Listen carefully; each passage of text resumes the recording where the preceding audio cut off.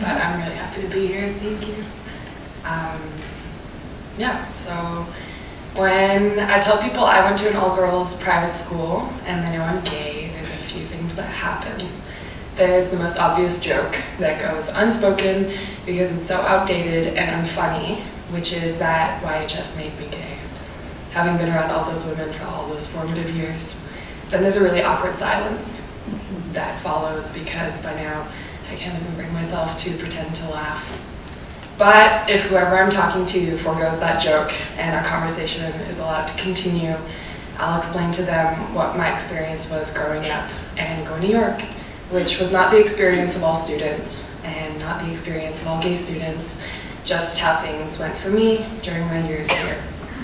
There were no boys, at least none born male, though in the years after YHS, some students might have transitioned genders. And no boys meant that I got to be a jock.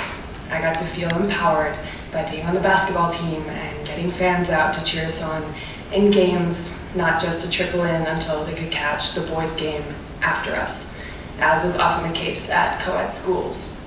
And I feel like York House came with incredible adults to mentor me and share my confidence, which was the closest I ever got to having a GSA, so an SSA, Staff Student Alliance. I was fortunate to have grown-ups supporting me right through to my senior year and beyond. Miss B, Mr. Brown, and a few others afforded me the time and space to speak and be heard. They would ask what was hard to deal with in my life. Was my family supportive? They were not at the time. Where was I able to look in art, sports, and culture to see a glimpse of myself? Something to give me hope until I could leave high school and shape the next phase of my life into something more accepting and true to who I really was. It couldn't have been easy for them. It took me a long time to communicate everything going on.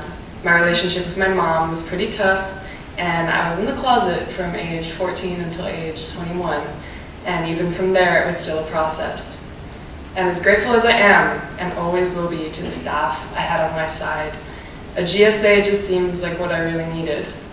For validation to come from my peers, to be able to exist all the time, not just in moments, not to have to censor my words, to feel like I wasn't allowed to talk about my teenage crushes, why my family didn't get me, and a million other things I felt constantly making me want to burst at the seams. Sometimes it was all I could do to get through a day of school. Sometimes I got so frustrated by feeling isolated by people or from people my age, or frustrated at myself that I couldn't answer if someone asked me, is anything wrong, because I didn't have the words or I didn't know where to start. I can imagine, with more and more visibility of LGBTQ youth on TV, same-sex marriage legal in the States, there's a growing influence on people to think that a young person figuring out their identity has it easy, that the worst is behind us.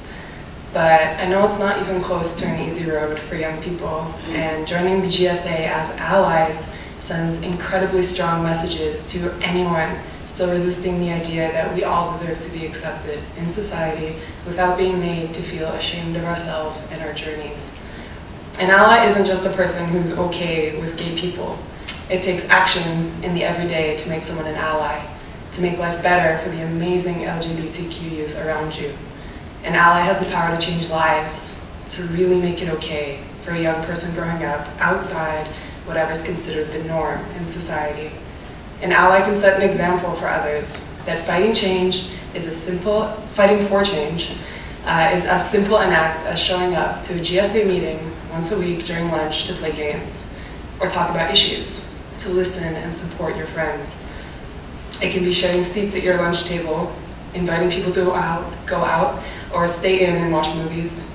It can be with your group of friends, even in the absence of anyone LGBTQ, where someone makes an ignorant joke, and you, as an ally, need to be brave and speak up at the risk that your friends no longer think you're cool, in which case you could probably find cooler friends with better jokes. All this to say, each of us is constantly deciding how we want to be in the world. How do we want to participate? To the existing allies in the audience, Thank you for your compassion and courage for standing up for what you think is right. To those considering becoming allies, you have my full support, and thanks in advance should you decide to go for it. To those, today, I play basketball in a queer league called Queer Van Hoops. It's awesome. I work on call at a women's shelter on the downtown east side, and I just had my girlfriend home for Thanksgiving dinner. My mom and her get along really well. I'm proud of the connections I have to York House, and I feel really fortunate to have been asked to speak in front of the Assembly, something my 14-year-old self never would have dreamed of. So thank you so much, and enjoy this week.